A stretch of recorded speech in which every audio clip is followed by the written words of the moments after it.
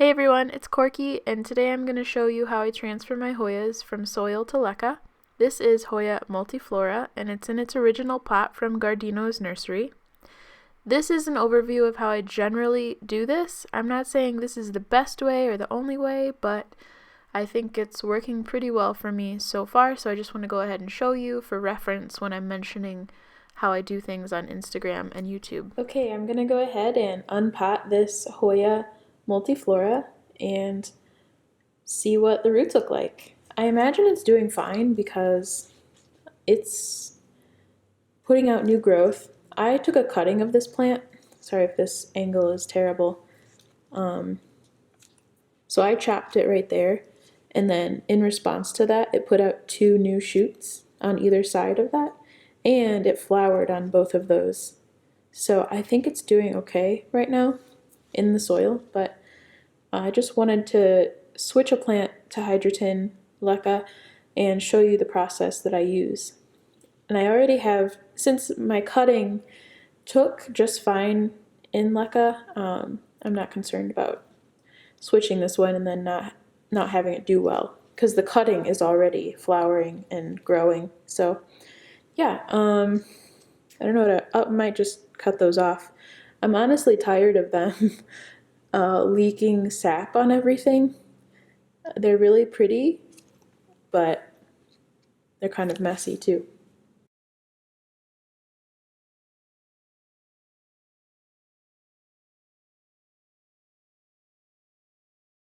And I'm not concerned about damaging these roots. I know this is going to be painful for a lot of people to watch. Yeah, this is a ton of roots. Pardon the awkward voiceovers, but this part ended up taking way longer than I expected it to because the roots were just really knotted up, and the coconut product, I don't know what it's called, that was used to root the original cutting was very difficult to get off of the roots. It's one thing I don't like about the way some Hoyas are rooted when it comes to switching them to hydroton, because you really have to get all of that off, or it could possibly root the stem or rot the stem or the roots. So I just spent a lot of time picking all of that off. In this part, I'm cutting off all the roots that are either damaged or dead. I was pretty rough with the plant when I was taking off all of the media, so some of the roots were stripped of their outer sheath, so I just trimmed those off.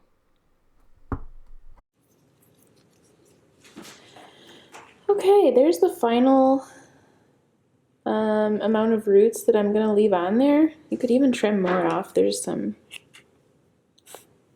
damaged roots that aren't going to do anything anyway. And this is even more, this is even a lot more than I've left on before. Leaving on this much because the plant looks like it could use some water, and that'll probably help it to have a few more roots. Oops. Yeah, so that's what I'm gonna leave. I'm not even, that's fine. Just leave those.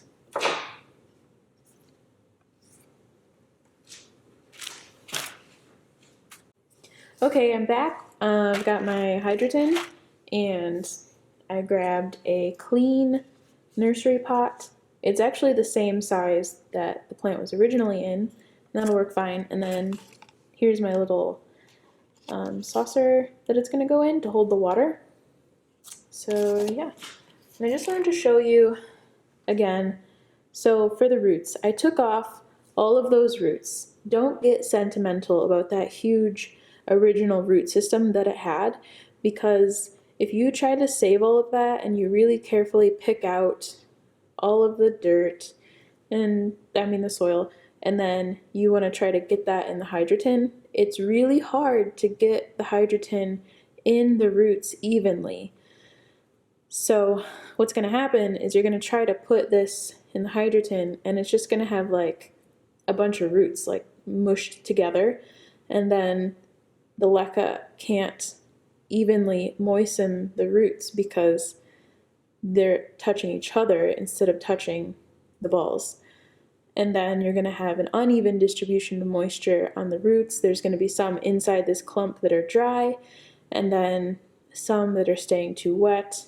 And I think that might be where people are running into problems when they try to save the whole root ball, and then it just kind of rots in the LECA because, well, either it's not getting moisture or it's getting too much. And then it's hard to figure out what's going on because probably both things are happening at the same time. So anyway, that's why I took off so much. I left these on just to help it get some water. But even that much, I don't like having this mess of roots right here. It would be ideal just to retake this as a cutting, and I think that would be fine with this size plant.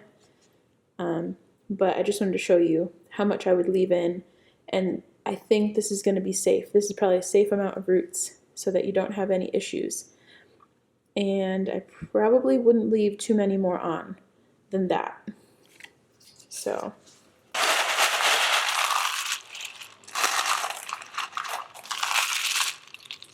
I've got my 1/3, you can't really see much going on here, to the 1/3 amount of the pot. And then settle that down in there.